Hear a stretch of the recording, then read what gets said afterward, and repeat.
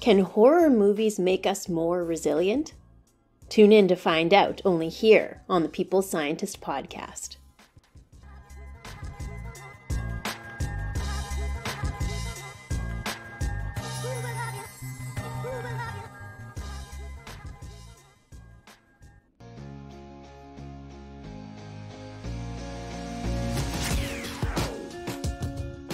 You are listening to the People Scientist, the podcast dedicated to helping us optimize our health with the latest scientific findings on neuroscience, physiology, and nutrition.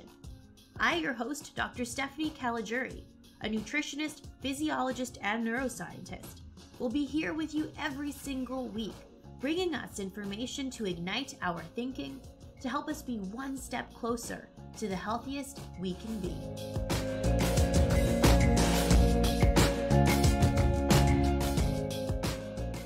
Hello, my People Scientist Army, and welcome back to the People Scientist podcast for episode 117, where every episode I try to share some scientific evidence so we can all become a little bit smarter and a little bit healthier with every episode.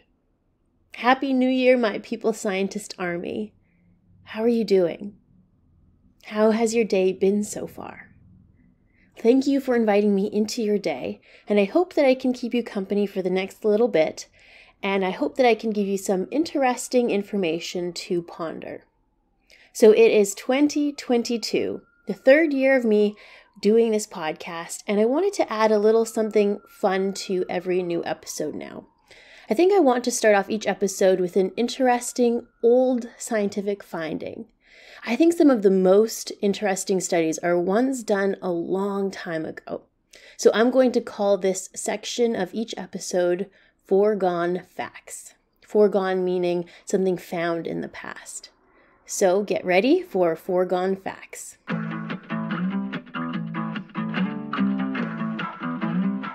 Back in June 1894, scientists were already aware of the uniqueness of our fingerprints. Because of how unique they are, they shortly thereafter began to be used in forensic crime scene investigation. Even identical twins that share the same DNA still have different fingerprints. In fact, in 1894, scientists reported that the chance of two people having identical fingerprints was 1 in 64 trillion. 1 in 64 trillion. So what does that really mean? Well, it is estimated that about 7.7 billion people currently exist on Earth, and about 107 billion people have ever lived on Earth. So chances are, no one on Earth has had identical fingerprints to another person ever. Like, my fingerprints have probably never been on any person on this Earth ever. How cool is that? Something truly unique that likely no one who has ever lived on this earth shares with us. So there's our Forgeone fact for today.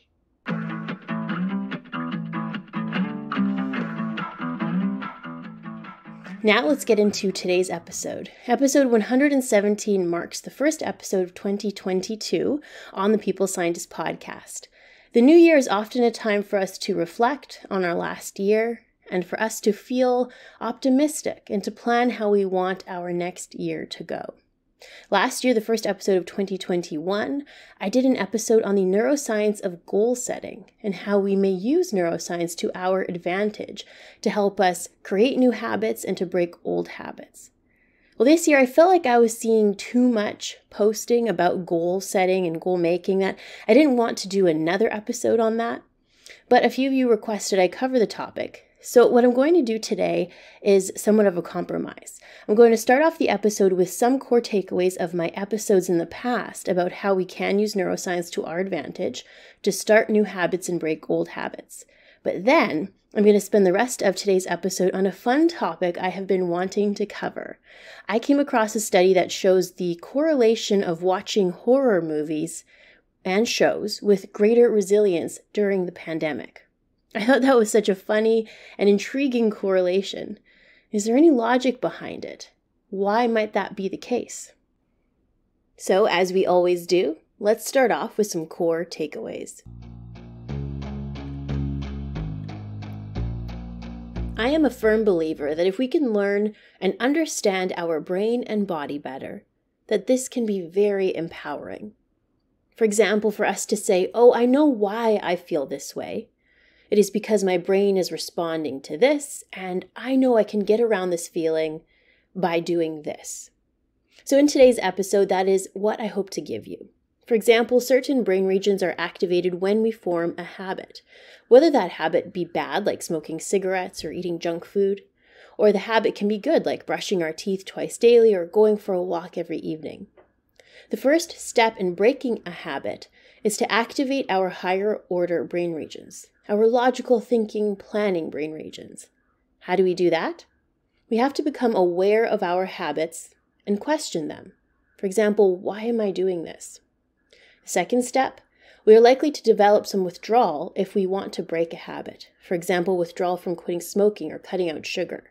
So we need to either prevent the activation of those brain regions involved in withdrawal, or replace that addictive, unhealthy habit with a healthy, rewarding thing like listening to our favorite music, heat, massage, comedy, exercise, socializing, etc. If our goal is to learn something new, a neuroscience-based tip is to learn it or review it right before bed or before taking a nap, as memory consolidation happens while we sleep. Trying to cut down on junk food but still have cravings. I talk about heat, sour, and bitter taste and how these may be ways to help with those food cravings as well. And I go into further detail in episode 87 too. Now, in the second part of today's episode, I talk about how horror movies may act as a safe environment of scenario training, meaning placing ourselves in hypothetical situations to help us regulate our emotions in scary scenarios, and to logically think about how we may act in these scenarios. This in itself may confer greater resilience. Now, let's get into those details.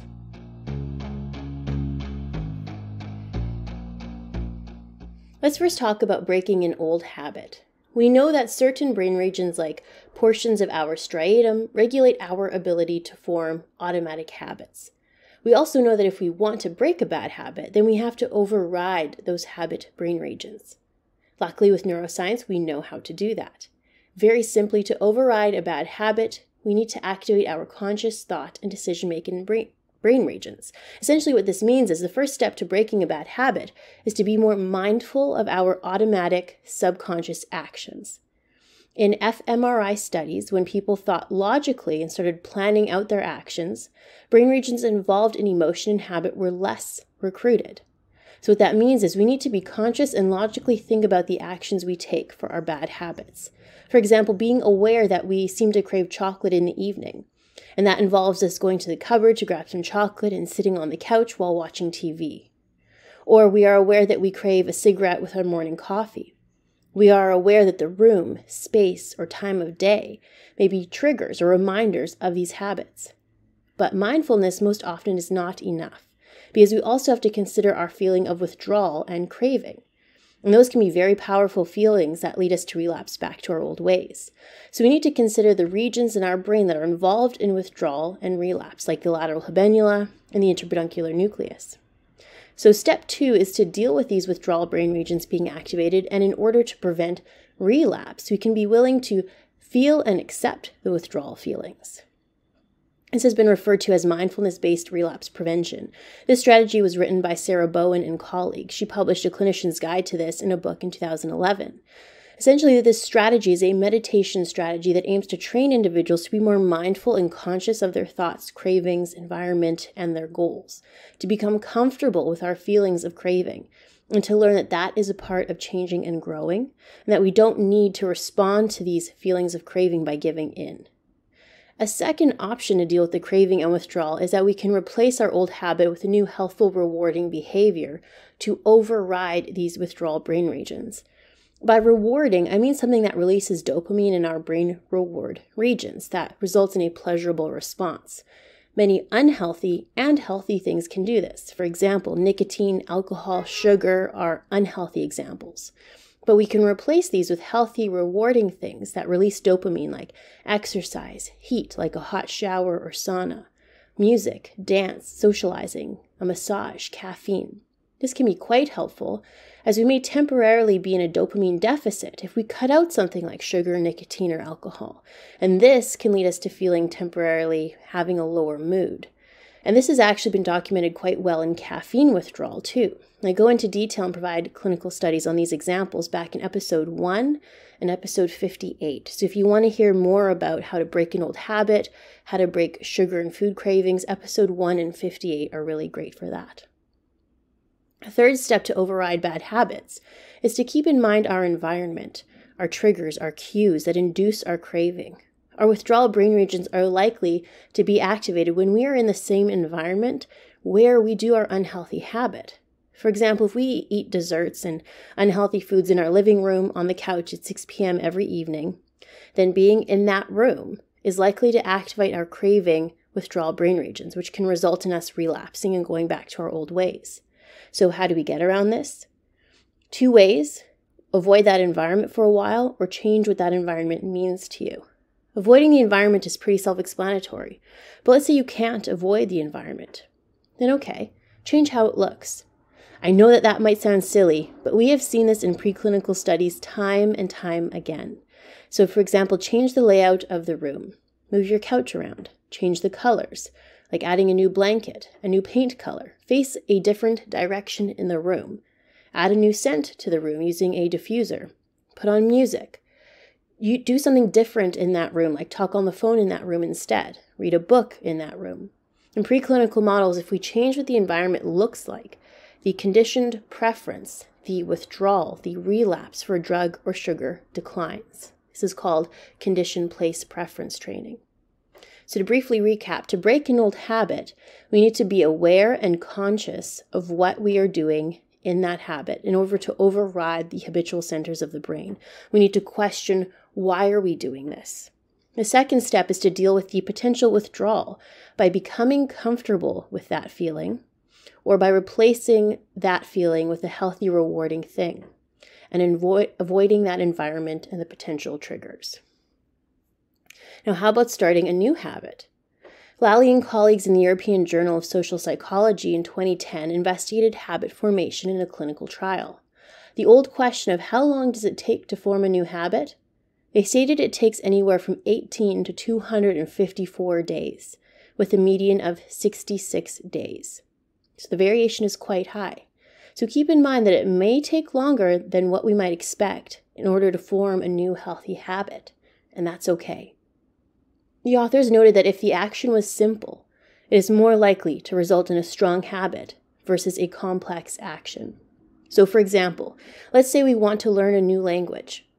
Memorizing 5 new words of a new language every day while brushing our teeth is more likely to form as a habit very quickly than if we were to choose to approach it by saying we will learn 5 verbs, 5 nouns, 5 questions, and 10 statements in a new language every day. So keeping our goal simple in the beginning may be a good idea, and then we can always expand our goal from there. In a review by Amaya and Smith published in 2018 in the journal Current Opinion in Behavioral Sciences, they note that the strength of a habit can be determined by the activity of the brain regions that regulate habitual learning. So one way to further activate these regions is to add on a new habit to a current habit. For example, if someone wants to learn a new language as their goal, what they could do is to attempt to learn 5 new words every time they brush their teeth in the morning and evening.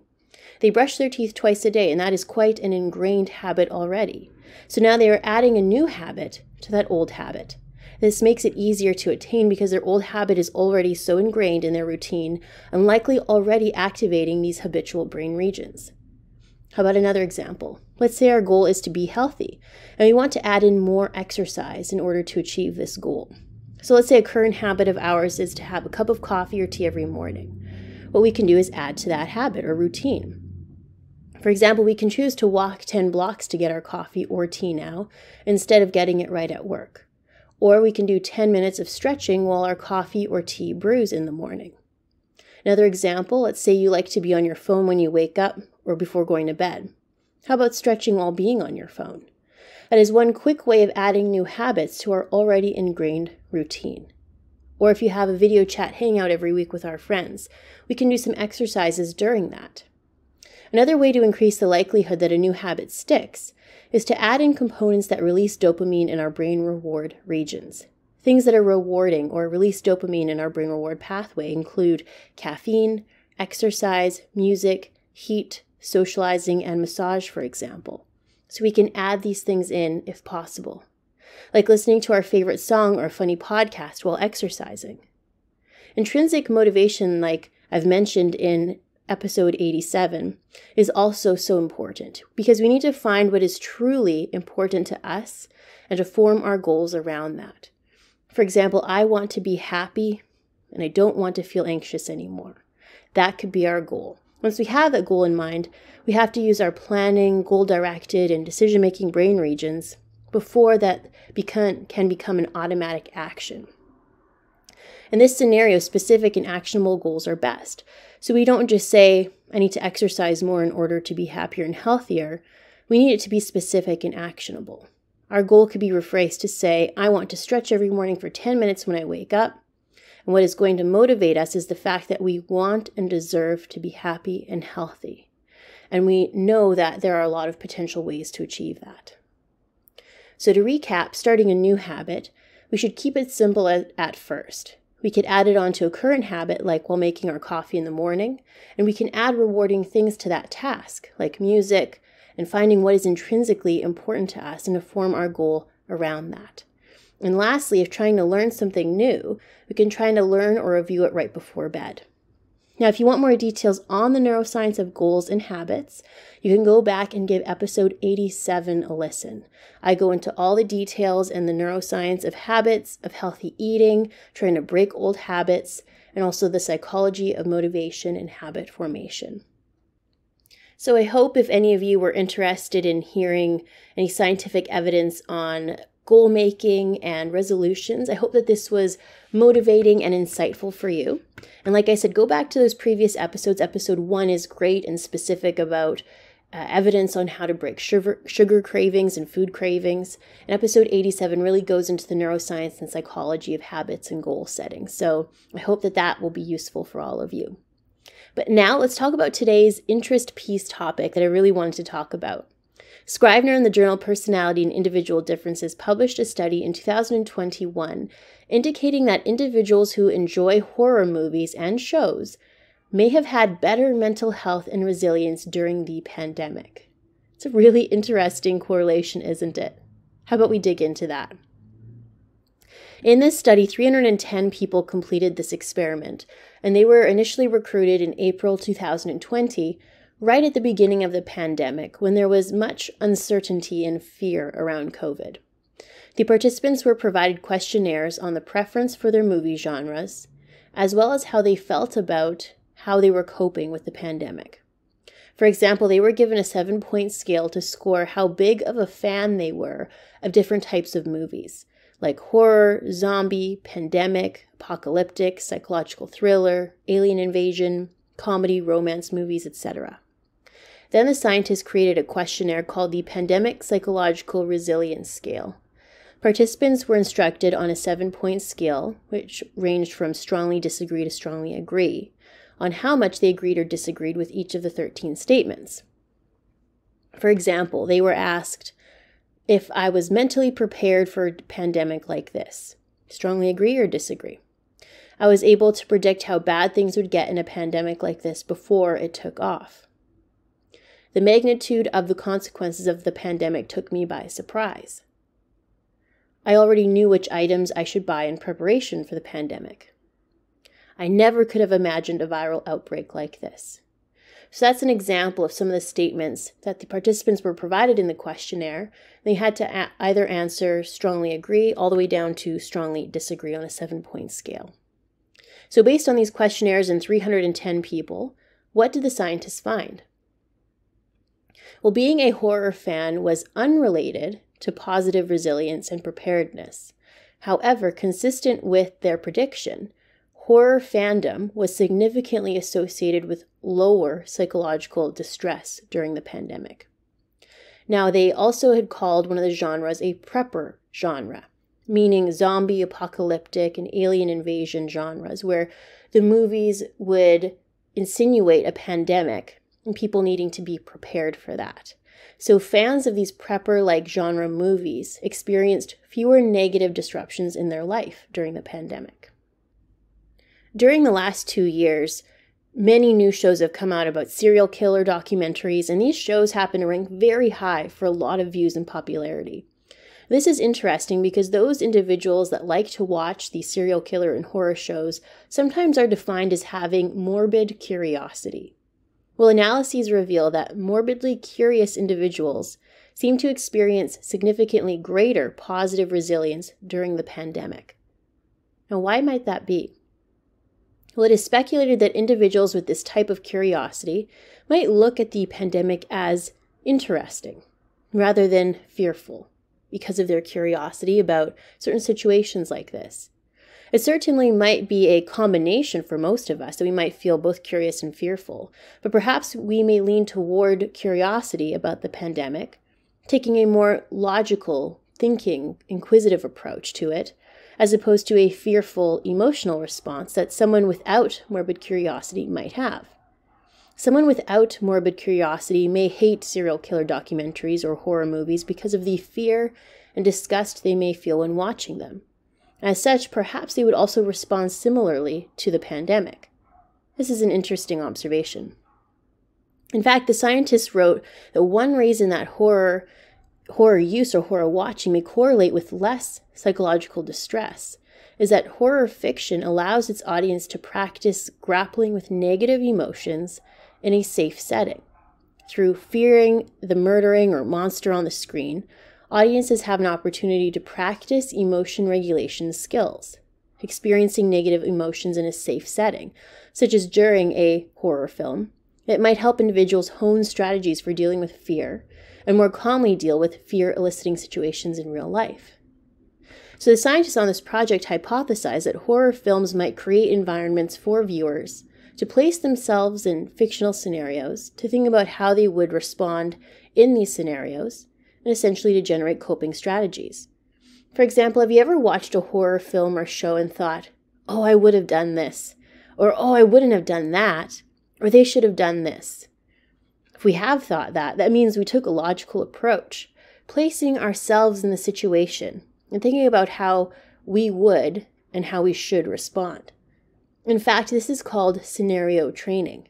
In the military, they put their officers through many dangerous hypothetical scenarios to see how they would act and to train them in how they should properly react. The goal of scenario training in the military is 1, to desensitize individuals to dangerous or scary scenarios, so hopefully they do not freeze or feel shock in the real-life event. 2, to learn about oneself and how we might respond. And 3, to train oneself to respond appropriately. So should we all watch horror movies? Should we all place ourselves in these scenario trainings, for example? Well, that is up to you. The scientists don't conclude that or suggest that, but what an interesting thought that horror movies act as scenario training for us, to give us an opportunity to regulate our emotions to a scary situation, but in a safe environment, for us to logically realize that certain scary, dangerous situations are possible. That in itself can be very useful to avoid shock and surprise. It can desensitize us and prevent that shock and surprise. And we might be able to also see how others respond in this situation by watching the movie and think how we might and how we should respond. This type of experience might prepare us for real-world situations like scenario training. How cool. So that is a wrap, my People Scientist Army, episode 117, the first episode of 2022. It was kind of a mishmash of topics today. I talked about how we truly are unique with our fingerprints, that likely no one on this earth ever has had the same fingerprint as us. I talk about the neuroscience of goal making. Go back to episode 87 if that topic interests you. And then I talk about how a study found a correlation with people who are fans of horror films and shows, and how they had better scores for resilience during the pandemic. This may be because horror films create a safe scenario training environment for us. What an interesting thought. What do you think? Do you like watching horror films? Do you feel like perhaps that helped prepare you for the situation in the last 2 years? I'd love to hear what you think. Now, I don't make any money on the podcast, and I don't take any sponsors for the show. I just do it because I love doing the podcast. So if you really like the show and want to say thank you, you could buy me a coffee to say thanks for the episode, and you can do so via Venmo or Patreon. The info on how to do that is in the description box to this episode. If you by chance want to see some of the papers I mention in each episode, make sure to follow me on social media where I share those and some extra tidbits of information. I'm most active on Instagram, but I'm also on Twitter, Facebook, LinkedIn, and TikTok. My handles are in the description box too. And I hope you all have an awesome week. I look forward to interacting with all of you on social media. I will be back here with another podcast episode in 2 weeks' time. I think I'm going to stick to a 2-week podcast schedule for now. I may change it up and go back to weekly, but I'm working hard to get some grants and papers published this year. So let's see how 2022 goes. I hope your 2022 will start off well for you. See you all soon, and bye for now. I am a scientist simply sharing scientific evidence. Some of the clinical interventions I discuss are not appropriate for everyone. Before making any changes to your diet or lifestyle, please do consult the advice of your physician or dietitian. My opinions expressed here do not necessarily reflect those of Mount Sinai Hospital and its affiliates.